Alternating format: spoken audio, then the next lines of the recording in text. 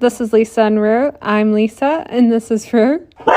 I'm a professional dog trainer, certified canine nutritionist, and founder of Zoomies Dog Training and Adventures, as well as our new brand, Zoomies Dog Nutrition. This podcast dives into the whole dog. We talk training, psychology, nutrition, and so much more. Our goal is to help you explore new approaches to thriving with humans' best friends. Welcome back to Lisa and Rue. I'm Lisa, and Rue is asleep. It's been a little while, but we are back, and we're back with some good chat today. I have been wanting to do a podcast on this for a while. I did a talk with a group in Canada recently about this, and it was really fun. And I wanted to be able to share it with anyone who listens to the podcast as well. So I'm excited about this topic, and I've become really, really passionate about it, and sort of just started doing so much research. And it sort of started, to be honest, I think it was with my own health, and I have had some gut issues recently, and I've only just found out the whole extent of it. And so now I am starting to see, that it's the same for dogs. And of course, as always, everything for me revolves around dogs. So I became interested, and interest is always the basis to a new journey, isn't it? So I have been doing so much research, and I had already known a lot about this through becoming a certified canine nutritionist. However, there's always something more to know, and there's always something more to learn when it comes to this stuff, and we're always finding out new things as well. So that is where I've come from with this, and I've also started doing holistic online consultations, which is something really, really epic. This is something that I'm offering. They're all online, and they're a really comprehensive look beneath the surface of your dog to help you make sense of the why, because whether it's a behavior or something nutritional, and usually it's gutted in gut health. A lot of the time when it's a serious problem, it can be gutted, and I like to use that term, but gutted and gut health, because of the fact that there is that gut brain connection, and there is the same for dogs. So I am now offering these consultations where we might explore things like emotional regulation and stress, gut health and the microbiome, nutrition and whole food support, sensory sensitivities and behavior patterns, environmental influences and routine, as well as your dog's relationship with you and themselves. So this is me bringing a lot of intention, a lot of study into your specific case. And it's a massive deep dive of everything they eat, everything they do, everything you do. And then I will make a plan, and we'll go through that on the call and just really dive deep into your dog. So that's something that I'm offering now through Lisa and Rue, and you can find that on my link tree. So if you go to my Instagram, which is at Lisa _and_Rue_. Yes, fun underscores, I know, but had to do it. So if you go on there and you click the link, you'll be able to book a consultation through there. So if that's something you're interested in, have a look, or if you know somebody who might benefit from it, let me know. So let's get into it.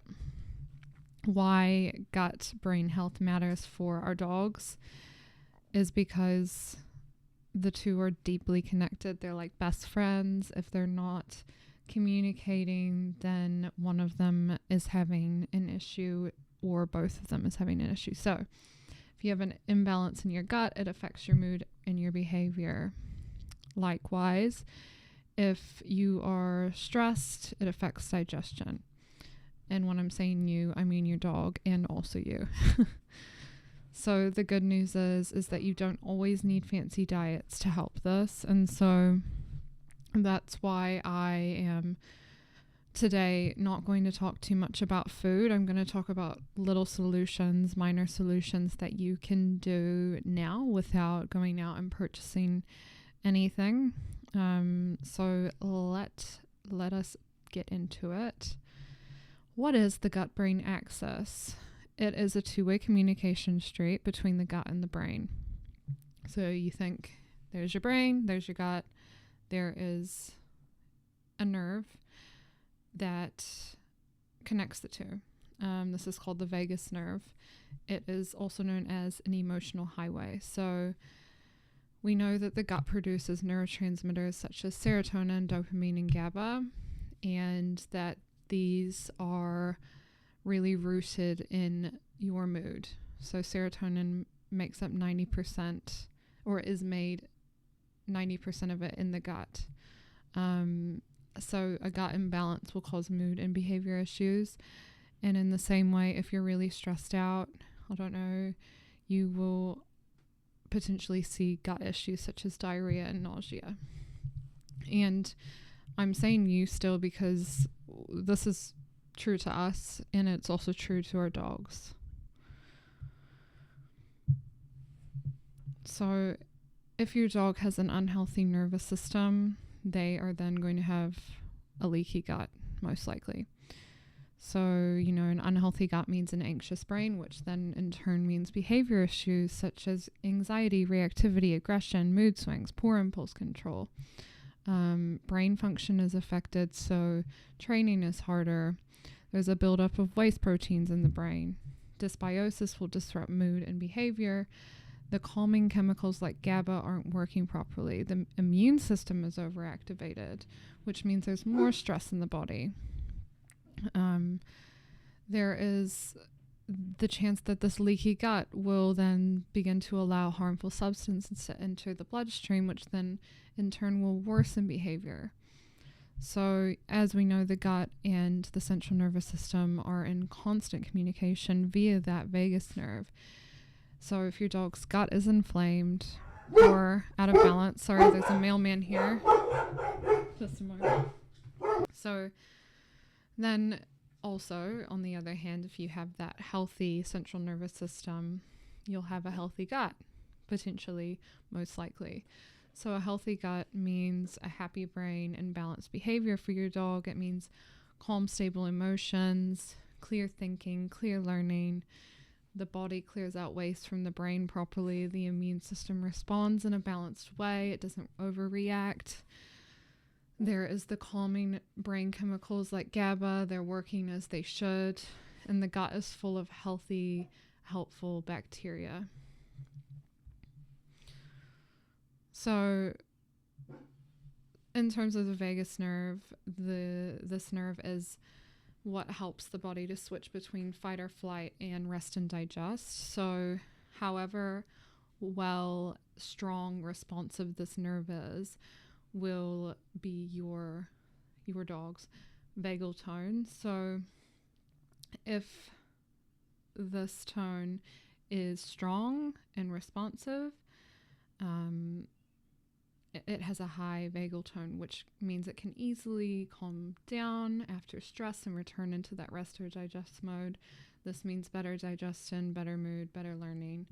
But a dog with low vagal tone will get stuck in that stress mode, which will cause anxiety, cause reactivity, make it hard to settle, and make gut problems, probably, most likely.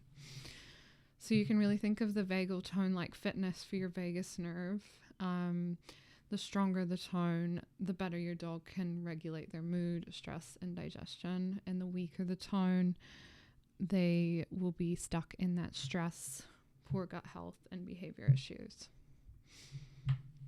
So if you envision like a highway, there's the brain that talks to the vagus nerve. It then enters the enteric nervous system, or the ENS, which then enters the gut in the microbiome, and then those messages travel back up to the brain. So they're just constantly communicating from each other to each other. So your dog's brain is the master, the control center. It processes the emotions, the stress, the learning, the memory, the behavior, and it relies on constant feedback from the body and especially the gut in order to stay balanced. So not only does the gut affect the brain, but it affects your whole body, your dog's whole body, right? So it affects, obviously, GI health, so that's diarrhea, constipation, gut dysbiosis. The behavior of your dog, which we've talked about, so stress, aggression, anxiety, and this is all things that can happen if your gut microbiome is out of whack. So immune health causes inflammation and low immunity, and then cardiovascular health, so it could cause cardiac stress and diet allergy links as well. And so how on earth does the gut directly affect behavior? We've kind of gone over this, but let's dive into it a little bit deeper. Gut bugs regulate mood and learning. So the gut is home to the trillions of microbes that is then called the microbiome. These microbes help to produce serotonin, which stabilizes mood and reduces anxiety. GABA, which is a calming neurotransmitter, and it helps regulate reactivity. Dopamine, this is motivation, focus, helps with learning. So a healthy, diverse gut microbiome will ensure a steady supply of these brain chemicals, which will keep your dog calm, focused, and better able to learn. Now, if the gut is inflamed, if it's leaky, there will be harmful compounds like LPS, which is a bacterial toxin that leak into the bloodstream. So this will trigger the immune system to activate, and then chemical messengers will then cross the blood-brain barrier and increase inflammation. So then when inflammation begins, there's stress, and then there is a signal to the brain. The brain interprets it as danger, and then you get increased anxiety, fear responses, and mood swings. So it's essentially the brain shifting into survival mode, which results in poor learning and more emotional reactivity. So a poor gut equals reactivity, bad impulsivity, and poor training ability, because your dog may feel on edge all the time. They will be more reactive to triggers because of this. Their bucket is full, it's flooding. There will be impaired GABA signaling, which makes it harder to self-soothe, and impulsivity then increases. The chronic inflammation will then increase stress hormones, which will then worsen focus and memory and cause poor learning and training. So you may see things like barking, lunging, over-arousal, inability to settle, and slower training progress. So if we can repair the gut, we can then improve behavior and calmness, obviously. So when you support gut health, you have the opportunity to have a dog with a balanced microbiome and reduced inflammation, in which case the inflammation signals will decrease and the brain will calm down. The GABA, the serotonin, the dopamine levels will rebalance. The dog will feel safer, calmer. Emotional regulation will improve. There will be less impulsivity, more resilience after stress. The cognitive functions will improve. There will be better learning, faster training processes. So many owners often see that the gut repair then comes with behavior shifts, which then comes to a calmer, more focused, happier dog that you are actually able to work on training with. So environmental toxins are a huge effect on our dogs. Well, let's find out what effect and what we can do right now with the things in our cupboards to help. One of those is household cleaners. So harsh chemicals obviously damage the gut, and this can come from paw licking and inhalation, which can result in dysbiosis, which then can result again in less serotonin and GABA, more reactivity and anxiety. So we want to stay away from quaternary ammonium compounds and quats. These often are coming in disinfectant sprays, wipes, floor cleaners, and are linked to gut dysbiosis and respiratory and irritation. And you don't have to spray it in your dog's face for this to happen. So you want to use something calmer, such as the Eco Store, which is what we use for our cleaning products. But looking at the ingredients in your cleaning products is a huge thing. The second one to avoid is fragrances and flatlates,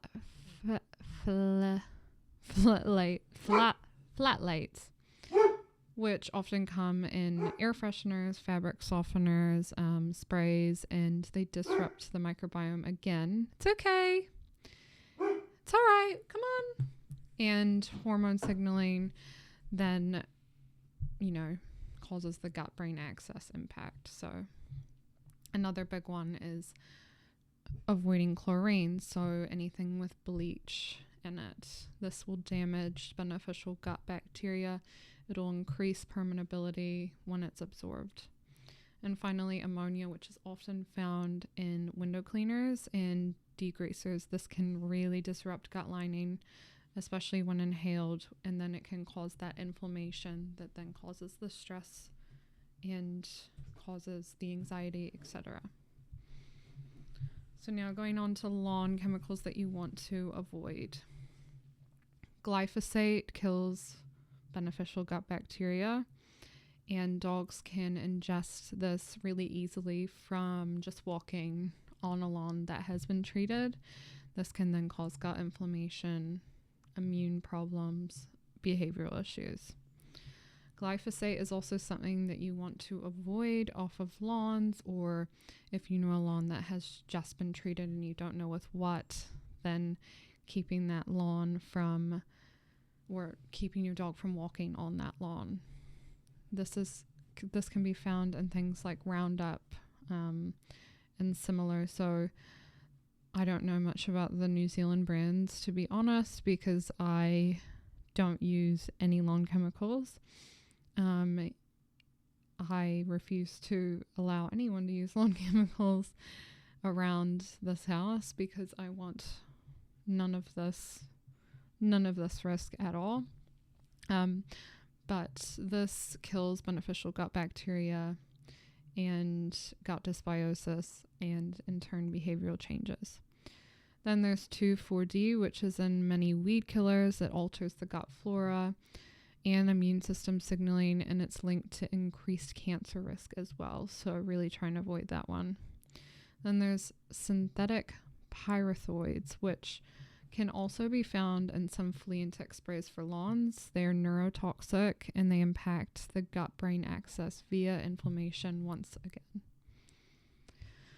And of course, they're the things that we can't avoid as much because they're in the air. And heavy metals as well. So those pollution particles that alter gut microbiome and in turn increase, it's all right, gut permeability. Heavy metals such as lead, mercury, they're linked to behavior changes in both humans and dogs. Come on, it's all right. And you have PM 2.5, which is a really fine particulate matter, and this is air pollution, basically. It increases oxidative stress and alters the gut microbiome. And you have lead, mercury, cadmium, heavy metals. Those disrupt the gut, increase permeability, and systemic inflammation. Good boy. Here's Roo. Hey, you come up. Come on. Yes, there he is. You say hi. You say hi. Good boy. Then you have volatile organic compounds, which are also called VOCs. These can be found in paint, furniture, building material, and of course they affect gut bacteria and vagal tone. So some cool apps to check out for this sort of thing. They are human-based. Sorry, Rouge just rung his doorbell, so I'll just go let him out really quick. Okay, I am back. So yeah, some good resources that you can use. They are not New Zealand-based, but they are still pretty good. And obviously you can use things like ChatGPT as well and just ask them to look at the ingredient list for you and let you know if any of these ingredients are in it. But if you want to try one of these apps, we need one that's more New Zealand focused here. And if you do know one, let me know. EWG Healthy Living app, that's pretty good. EWG.org. Think Dirty. It's mainly personal care, but also covers some home cleaning. My Pet Nutritionist UK has a lot of great pet-specific toxin articles. You have Dog Naturally magazine, which also has a lot of articles about the effects of toxins. You have Cleara, which is a browser extension, and it helps flag products with concerning chemicals. And then you have ToxFox, which is an EU app, but sometimes it's used globally, and it does cover household toxins. So those are some good ones to check out. So as I said, I was going to have a chat about easy ways that you can improve your dog's gut health today. One is enrichment. So enrichment is a gut-brain booster. Why? Because mental stimulation reduces cortisol and in turn supports gut health. So daily enrichment lowers stress hormones and supports gut and behavior. Really, a bored dog is a stressed dog. What can you do? There is so much that you can do.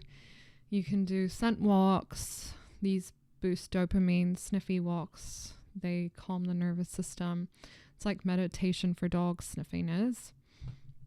I am a diehard sniffing fan. And there's puzzle toys. They stimulate problem solving and support that gut-brain balance. Then, of course, you have tug games or trick training. These also burn energy, but they don't overstimulate. So they will lower cortisol levels, and that protects the gut lining.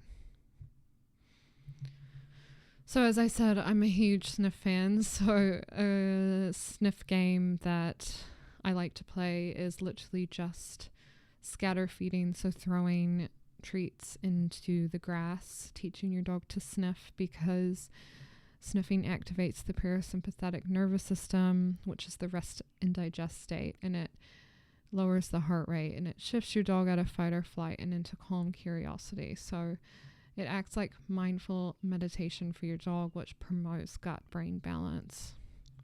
The benefits of sniffing is that it retrains your dog how to calm themselves after arousal or stress, provides a built-in calming mechanism that's linked to better gut regulation.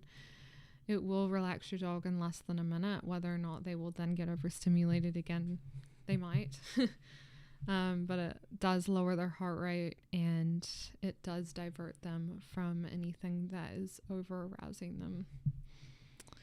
The next thing you want to do is make sure that you have a routine in place. So routines matter for the gut-brain axis because dogs are really predictability-seeking animals, and they want to know what's next so that their brain can feel safe, which is why having a routine, a place you go every day at a certain time or in a certain order, will in turn reduce the activation of the stress response system, which then lowers cortisol. And we know that lower cortisol means stronger gut lining, healthier digestion, and balanced behavior. Routines essentially tell your dog that they're safe, there's a predictable rhythm, and this will help to support those stress hormones, digestion, and calm, stable behavior. Then you have regular meal times. So You want to make sure that your dog is getting at least a similar feeding time every day, because when the gut anticipates food, it releases digestive enzymes, and that in turn becomes better digestion. You want to make sure that you're not feeding irregularly, because this will cause stress in the gut, which will increase the risk of gas, bloating, food sensitivity, and gut inflammation. A dog who knows when food, walks, and rest happens are more emotionally stable. If there's a lack of routine, you are juggling with the risk of chronic low-grade anxiety, gut disruption, behavior issues, which can be reactivity, poor sleep, hypervigilance. So you want to make sure that at the very least a predictable order of daily events is happening. So they get up in the morning, they go potty, they eat breakfast, they walk, they nap, etc. Now, routine teaches the brain and the gut, it's safe, I can relax. We all know this now.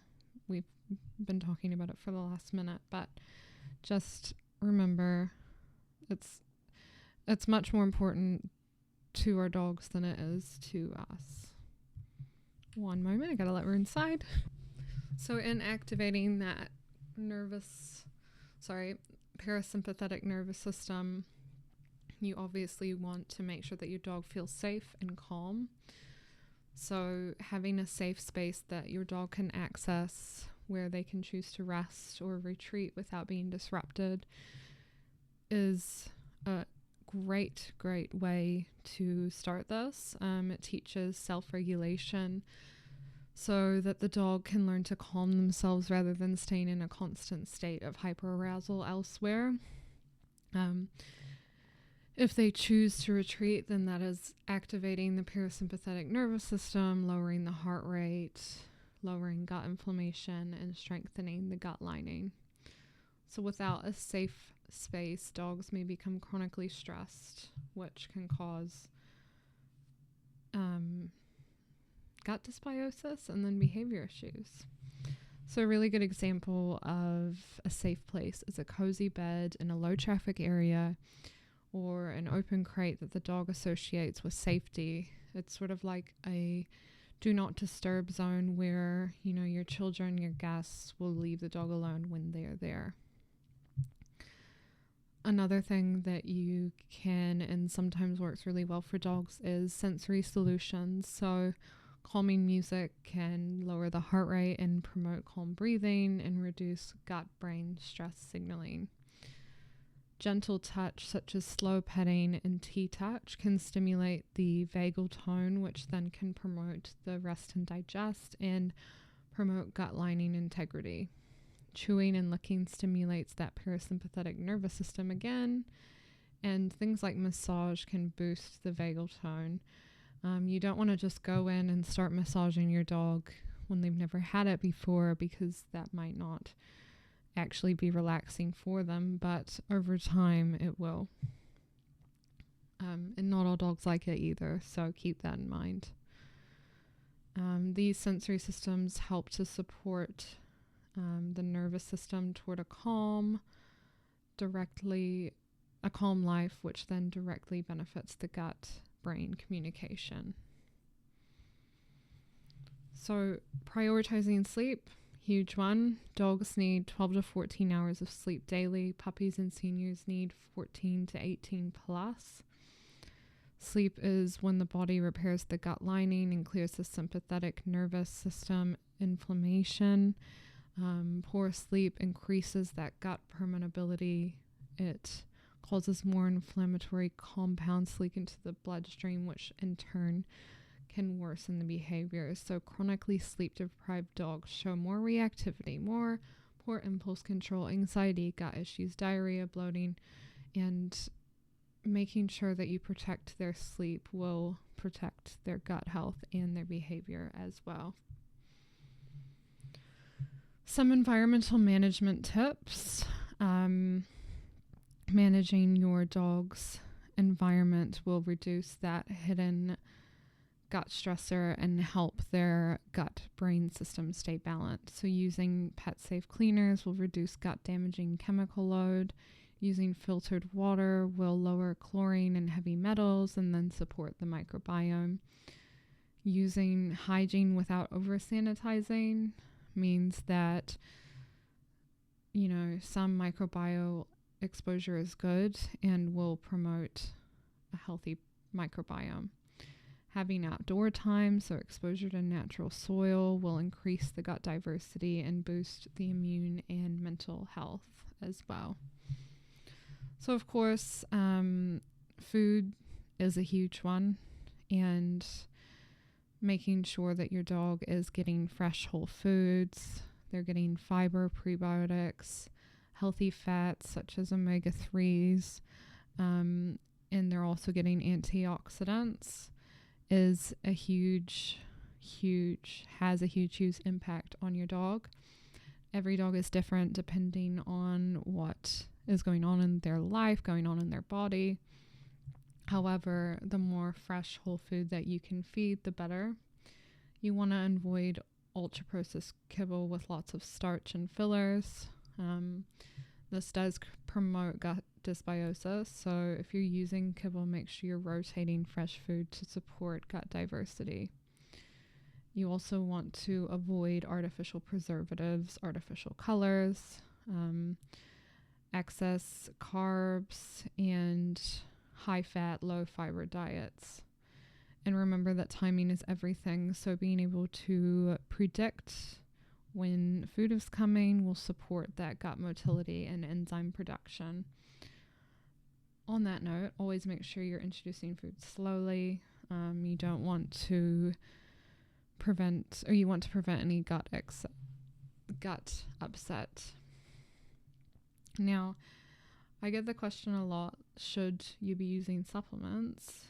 So first and foremost, you want to focus on real fresh food.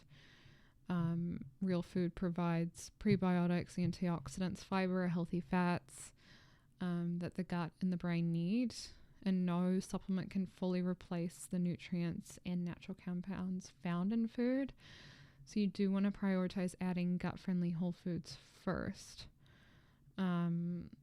before reaching, for a pill or a powder. But if you have a gut map and there is a targeted gut support that you are looking to begin to heal, or after taking, antibiotics or whatever, it is something that is also very good in these cases. If you have a healthy dog with no issues, then you don't want to be looking at supplements. And if you do want to supplement, you want to make sure that you are supplementing correctly and you're not just doing it for the hell of it. You want to make sure that you're covering everything that your dog needs based on what is going on in their body today. So some things that you can use to support your dog that are quite easy are probiotics, but there's so many different strains of probiotics, so it's really important to make sure that you have chosen the right one of those. There's prebiotics, which are fiber. Of course, it's often better to feed this via real food first. Omega-3s, if they're not in your diet, it could be worth supplementing. And then, of course, gut healing herbs like slippery elm, marshmallow root, etc. But you want to make sure that supplements are not replacing your food, first of all. Your dog's enrichment, their routine, their stress reduction, their calm environment, or the minimizing of toxins. So how can you tell if your dog's gut health may be off? I always say trust your gut. Digestive clues are a huge one. So loose or inconsistent stools, soft, messy, lots throughout the day, chronic diarrhea, chronic constipation, excessive gas, especially if it's really smelly, mucus or blood in the stool, frequent vomiting, gurgly, noisy tummy, beyond that normal digestion sound. Skin and coat, if your dog has dry, flaky, itchy skin, if they have a dull coat or a lot of shedding going on, that's abnormal. If they have reoccurrent ear infections or skin infections, and of course behavior clues such as increased anxiety, fearfulness, or phobias coming out of nowhere, overreactivity or impulsivity, difficulty settling or sleeping, low frustration tolerance, easily overwhelmed, loss of interest in play, and other unusual body clues, becoming fussy or picky with their eating, sudden food intolerances, weight loss, or difficulty keeping weight on. And how can you seek action, and when should you? If you're seeing any of these together, especially digestive and behavior, it's a good time to take action. You can chat with your vet first to rule out any medical issues, and then review your dog's diet, their toxin exposure, and consider gut supportive strategies such as enrichment, reducing stress, cleaning up the environment. And then finally, if you think you need to do some targeted supplementing or phasing, you can take the gut health test for dogs so that you can see what is going on in your dog's gut. And then you are more than welcome to reach out to someone like me who will analyze that and come up with a plan for you and your dog. So that was a lot of information, but obviously the gist of it is that there is so much communication between the brain and the gut that if one is out of balance, the other one probably is too. And so it's really important to make sure that our dog has a healthy gut so that they can also have a healthy nervous system. And this is a great way to start supporting your dog, especially if you have a reactive dog, in other ways other than training, because as I say, it's always a whole body situation. It's not just the training and the trauma, it's also what's going in and what's coming out. So can always tell us something. Thanks for listening, and if you liked this episode, please give us a rating. Remember, if you want to know more about this topic, or you want to do a deep dive on your dog, then check out that link on Instagram, on my Lisa and Rue Instagram. Awesome, and we will talk next time. If you like this episode, please share it with a friend. We'd love to hear your feedback. For more advice about training or nutrition, you can always contact us on any social media sites. We are at Zumi's Dog Training Adventures and at Zumi's Dog Nutrition. You can also book in a virtual training or nutrition consultation at zumisdogtrainingadventures.com.